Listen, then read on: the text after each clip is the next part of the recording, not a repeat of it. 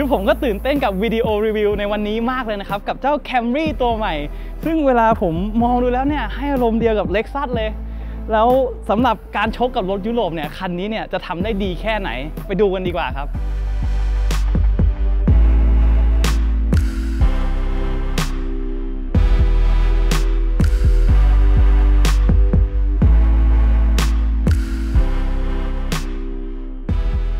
Camry ปีนี้นะครับราคาก็เริ่มที่ 1.4 ล้านบาทกับตัว 2.0G และเราจะไปจบที่ตัวท็อปสุดกับตัว HV Premium ราคา 1.799 ล้านบาทส่วนสีมีให้เลือกเยอะมากเลยก็ถ้าตัวท็อปสุดเนี่ยก็มีให้เลือกทั้งหมด7สีด้วยกันแต่ถ้าอยากได้เป็นสีขาวมุกยอดฮิตเนี่ยก็ต้องเพิ่มอีก 10,000 บาทนะครับสำหรับตัวที่เราได้มาวันนี้เป็นตัว HV Premium โชคดีมากๆจะได้จัดเต็มกันเรื่องฟังก์ชันและฟีเจอร์กันเลยเนาะแล้วสีที่ได้มาก็เป็นสีพิเศษเฉพาะตัวท็อปเท่านั้นกับเจ้าสี Burning Black Crystal หรือว่าสีดำประกายม่วงสำหรับภายนอก Toyota เจนนี้เนี่ยครับคือผมคิดว่าเขาทำออกมาได้ดูน่าสนใจมากๆคือส่วนตัวผมเนี่ยผมชอบที่ไอตัวกระจังหน้าเนี้ยมันเหมือนคนที่กำลังอ้าดึงคางไว้ข้างหลังเนาะคือคุ้นๆเหมือนเคยเห็นใน Audi A8 เลยส่วนอุปกรณ์ภายนอกเนี่ยไฟหน้าไฟหลังในตัว Hybrid ก็เป็น Full LED หมดแล้วก็สำหรับตัวที่เป็นตัวเครื่องธรรมดาก็ยังเป็น LED ผสมไฮโดรเจนอยู่นะครับแต่ปัญหาที่ผมติดกับตัว Hybrid เนี่ยก็คือเรื่องล้อฮะเรื่องล้อผมว่ามันค่อนข้างเฉยแต่ว่ามันก็ได้ประหยัดน้ำมันเนาะเทียบกับล้อลาย 18 เท่ๆที่เราได้ในตัว 2.5G เนี่ยผมคิดว่าผมยังชอบลายนั้นมากกว่าโอเคครับแล้วเดี๋ยวเราไปดูกันที่ข้างในกันเลยคือสำหรับภายในนะครับตรงเบาะคนนั่งเนี่ยเดี๋ยวเราเข้ามาดูกันเลยคือเบาะคนนั่งเนี่ยไอ้ดีไซน์คอนโซลกลางตรงนี้คือผมชอบนะคือมันดูดีไซน์โฉบเฉี่ยวมีลักษณะคล้ายๆดีไซน์แบบขึ้นลงมาอะไรเงี้ยทำให้ทุกอย่างเนี่ยมันดูเชื่อมต่อกันได้ดีทีนี้พอเป็นอย่างนี้แล้วเนี่ยมันจะออกแนวโค้งๆมนๆไม่มันดูสบายตาไม่ใช่แบบว่าเป็นเหลี่ยมๆแข็งๆนะครับเรื่องวัสดุการประกอบเนี่ยทุกอย่างก็ดูประกอบแน่นดีผมพยายามใช้แรงเลื่อนและพยายามใช้แรงดันก็ไม่มีอะไรที่จะดูหลวมดูกลวงนะครับแต่ว่าผมยังติดอย่างหนึ่งอยู่คือ Toyota เนี่ยเขาใช้วัสดุที่เป็นพลาสติกกรอบๆและเขาใช้ค่อนข้างเยอะเนาะอย่างตรงเนี้ยหรือว่าตรงเนี้ยครับมันก็ค่อนข้างดังนิดนึงแล้วก็พื้นผิวเนี่ยมันก็ค่อนข้างแข็งแล้วก็หยาบแล้วมันพอมันใช้เยอะแล้วเนี่ยมันจะอยู่ในจุดที่เราสัมผัสเนาะแต่ว่าที่ทำได้ดีเลยคือเรื่องเบาะครับเบาะเนี่ยนิ่มแล้วก็นั่งสบายมากๆเนื้อของเบาะเนี่ยผมว่านวลกว่าเบาะ BM ที่จะรู้สึกหยาบกว่านี้ซะอีกสำหรับพื้นที่ใช้สอยภายในเนี่ยก็คือเหลือเฟือมากๆครับคือเรามีที่วางแก้ว2ที่ตรงนี้ซึ่งผมเนี่ยสามารถยัดขวดลิตรลงไปได้เลยแต่ว่าเสียดายที่ข้างประตูเนี่ยมันค่อนข้างเล็กขวดลิตรเนี่ยเข้าไม่ได้ก็เมื่อกี้ลองใส่เป็นขวดมิลลิลิตรไปก็ไม่มีปัญหาอะไรส่วนพื้นที่เก็บของตรงกลางเนี่ยกว้างแล้วก็ลึกมากโยนแอปเปิลมะละกอกล้วยส้มลงไปคือใส่ได้หมดแล้วเราก็ยังมีที่ลิ้นชักตรงนี้ที่เหลือเฟือสามารถใส่เอกสารของเราได้อะไรได้หมดเลยนะครับแต่มีจุดหนึ่งครับที่ผมคิดว่า Toyota เนี่ยน่ารักมากๆคือถาด wireless charging นะครับที่ผมสามารถโยนมือถือเข้าไปปุ๊บผมดันเก็บเข้าไปซ่อนตรงนี้ได้ด้วยแล้วยังจะเป็นโผล่ที่ให้โยนของเล็กๆน้อยๆเข้าไปเก็บได้อีกด้วยคือตรงนี้เนี่ยต้องระวังกันนิดนึงนะครับเพราะว่าเวลาเราดันแอบไว้แล้วเนี่ยบางทีอาจจะมันไม่อยู่ในสายตาเนาะอาจจะลืมหยิบมือถือออกจากรถไปด้วยก็ได้เพราะฉะนั้นระวังตรงนี้กันด้วยนะครับส่วนตรงนี้เราก็จะมีช่อง12โวลต์อยู่1ช่องแล้วก็มี AUX กับ USB เนี่ยที่สามารถเชื่อมต่อเข้าไปใน Infotainment ตรงนี้ได้อีกด้วยครับสำหรับพื้นที่การขับขี่เราก็สามารถปรับเป็นเบาะไฟฟ้าตรงนี้ได้แล้วก็มีปรับเป็นพวงมาลัยไฟฟ้าตรงนี้ได้อีกด้วยคือยุโรปบางแบรนด์เนี่ยเขายังงกตรงนี้แล้วเนาะส่วนไอตัวที่เป็นเบาะช่วยจำเนี่ยคือเราสามารถปรับได้2โปรไฟล์ครับมันเนี่ยเลื่อนทั้งพวงมาลัยทั้งหูข้างแล้วก็เบาะเนี่ยให้ได้ตามที่เราเซตไว้เลยซึ่งตรงนี้เนี่ยบางแบรนด์เขาให้แค่เบาะเนาะตรงนี้ Toyota ใส่ใจมากๆทำดีครับแล้วเรามาดูกันที่ข้างบนนี้เราจะมีที่บังแดดซึ่งที่บังแดดเนี่ยน่าเสียดายที่เลื่อนไม่ได้นะครับแล้วก็มีสามารถเลื่อน Moon Roof Operate Moon Roof ได้ตรงนี้เปิดปิดสำหรับคอนโซลตรงกลางนะครับก็สามารถควบคุมได้ผ่านปุ่มเงินตรง2ฝั่งนี้คือเวลาผมลองใช้แล้วเนี่ยผมยังรู้สึกว่ามันยังใช้งานไม่ค่อยคล่องเท่าไหร่แล้วจอเนี่ยมันก็ยังไม่ลื่นได้ดั่งใจเท่าไหร่คือแบ็คไงวะเนี่ยเชื่อมต่อเ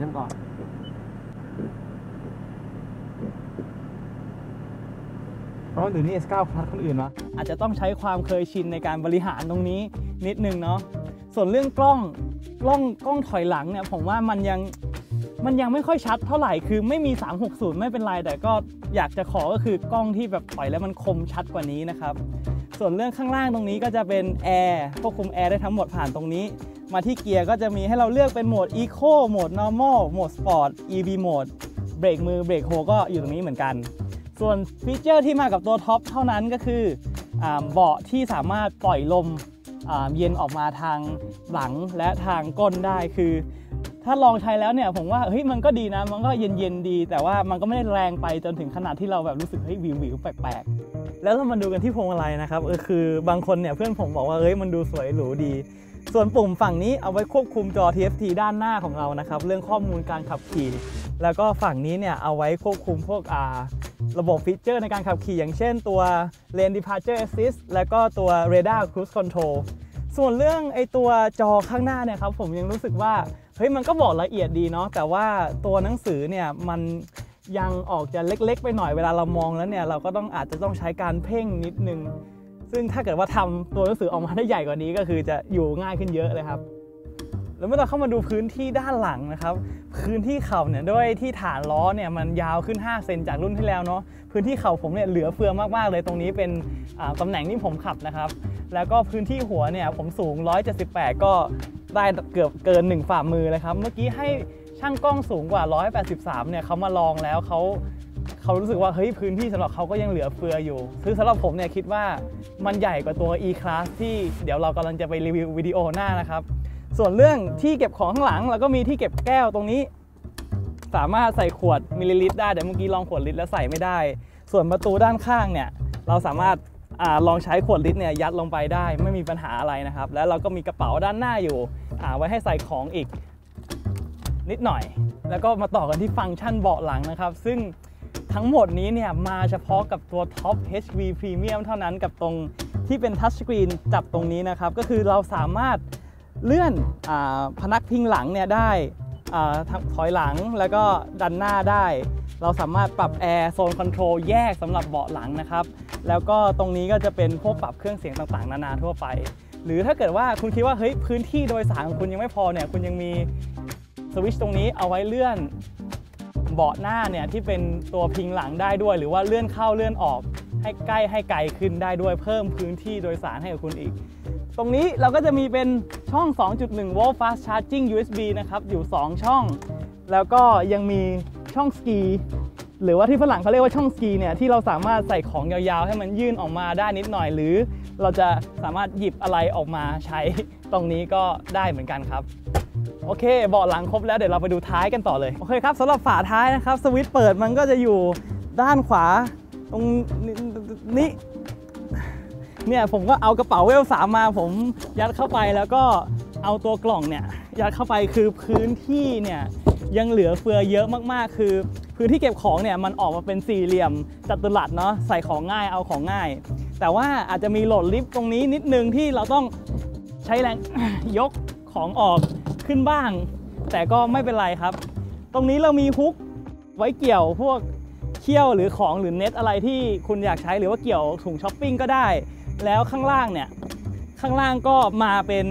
ช่องยางอะไหล่เต็มรูปแบบนะครับถือว่าตรงนี้โอเคมากๆสำหรับพื้นที่ท้ายรถการขับขี่เนี่ยถือว่าทำได้นุ่มนิ่มแล้วก็เงียบมากๆเลยครับคือช่วงล่างคันนี้เนี่ยเขาให้มาเป็น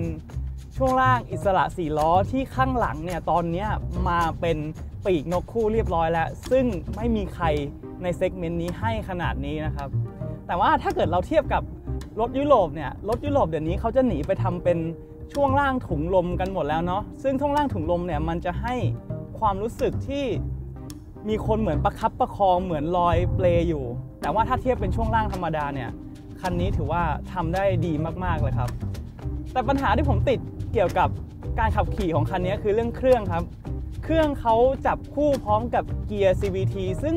มันทำให้เครื่องเสียงดังขึ้นนิดนึงแล้วผมยังรู้สึกตรงนั้นได้บ้างแต่ก็ไม่ได้ถึงกับหงุดหงิดอะไรแล้วพอมันเป็นเกียร์ CVT เนี่ยเวลาเราเร่งปุ๊บเวลาเราเร่งเนี่ยมันจะหอนขึ้นไปแล้วก็แบบมันจะวากแต่ว่าถ้าเราได้เป็นเกียร์ออโต้นะ ที่เป็น8สปีดที่อยู่ในตัว 2.5G เนี่ยเวลาเราเร่งแล้วมันตบให้แบบออโต้เนี่ยตรงนั้นเนี่ยผมคิดว่าน่าจะรู้สึกดีกว่าตรงนี้มากๆครับพวงมาลัยมันก็ไม่ได้คมกริบถึงขนาดที่จะเป็นรถสปอร์ตขับสนุกเนาะแต่ว่ามันก็ไม่ได้แบบน่าเบื่อจืดชืดไปเลยแบบรถบ้านทั่วๆไปความรู้สึกของช่วงล่างเนี่ยช่วงล่างผมก็ไม่ได้ถึงขนาดว่าเฮ้ยไปใส่โค้งแรงๆหรืออะไรอย่างนั้นนะครับก็คือขับเป็นแบบใช้ชีวิตทั่วไปประจำวันก็ในโค้งในอะไรเนี่ยมันก็ไม่ได้เหวี่ยงแล้วก็เกาะถนนรองรับได้ดีด้วยถ้าถามว่ามันเร็วพอไหมผมว่ามันเร็วพอนะในการใช้ชีวิตประจำวัน0 ถึง 100เนี่ยอยู่ประมาณ8วินาทีความแรงเนี่ยถ้าเกิดเทียบกับรถยุโรปถ้าเป็นเบนซ์ก็รหัส200ถ้าเป็น BM ก็รหัส20แต่ว่าในรถยุโรปเนี่ยเขาจะติดเทอร์โบมาด้วยทำให้ผมรู้สึกว่าการตอบสนองของคันเร่งเนี่ยดีกว่าเครื่อง NA ที่อยู่ใน Toyota คันนี้วิสัยทัศน์เนี่ยโอเคมองกระจกข้างถือว่าไม่มีปัญหาอะไรแล้วก็มีตัว Blind Spot Assist ให้ด้วยมองไปด้านหลังตรงกระจกหลังก็เห็นครบทุกอย่างแต่ว่าอาจจะมีเสา C เนี่ยเล็ดเข้ามาบังนิดหน่อยแต่ก็ไม่ใช่ปัญหาอะไรโอเคครับสำหรับคำถามที่สำคัญที่สุดเลยก็คือว่าเล่นตัวไฮบริดหรือตัวเบนซินดีถ้าถามผมนะคือความแรงเนี่ยมันก็แรงพอๆกันแล้วก็การประหยัดน้ำมันตัวเบนซินก็มีน้ำมันที่เป็นเชื้อเพลิง E85 ราคาต่ำๆเนี่ยมาช่วยด้วยผมคิดว่าน่าจะตัดกันที่เรื่องเกียร์มากกว่าว่าคุณโอเคกับเกียร์ CVT ไหมหรือว่าถ้าไม่โอเคกับ CVT เนี่ยไปเอาเกียร์8สปีดออโต้ที่อยู่ในตัวเบนซินเนี่ยน่าจะขับดีกว่าส่วนเรื่องถ้าเกิดว่าเราไปเล่นตัวไฮบริดเนี่ยตัวไฮบริดเขาก็จะมีตัวท็อปมาให้ด้วยซึ่งอุปกรณ์การขับขี่ก็จะมีพวก Head Up Display Adaptive Cruise Control แล้วก็ไฟสูงไฟต่ำอัตโนมัติพูดถึง Head Up Display ตรงนี้ผมว่ามันยังไม่ชัดแล้วก็เบลอๆนิดนึงเมื่อเทียบกับรถยุโรปนะของรถยุโรปเนี่ยเขาจะคมมากชัดมากแต่พอมันเป็นอย่างนี้แล้วเนี่ยผมรู้สึกว่ามันเวลาใช้งานอาจจะรู้สึกเวียนหัวแต่ว่าท่านผู้ชมก็อาจจะต้องลองตรวจสอบเองดูว่าเฮ้ยมีอาการแบบผมหรือเปล่าคือผมอาจจะเป็นคนเดียวก็ได้ส่วนเรื่อง Radar Cruise Control เนี่ยที่มันจะเร่งความเร็วตามคันหน้าให้แต่ว่าจะไม่เกินความเร็วที่เราเซตเนี่ยเมื่อกี้ผมลองใช้งานดูแล้วมันสามารถปรับความใกล้ความไกลจากคันหน้าเนี่ยได้3ระดับแล้วก็ตัวที่ทดสอบเมื่อกี้ที่ถนนเมื่อกี้เนี่ยยังไม่เจอจังหวะฉุกเฉินหรือว่าจังหวะกระชั้นชิดอะไรแบบนี้นะครับแต่ว่าผมแนะนำว่ายังไงก็ตามเราก็ไม่ควรจะละสายตาหรือเสียสมาธิจากถนนนะครับอัตราสิ้นเปลืองก็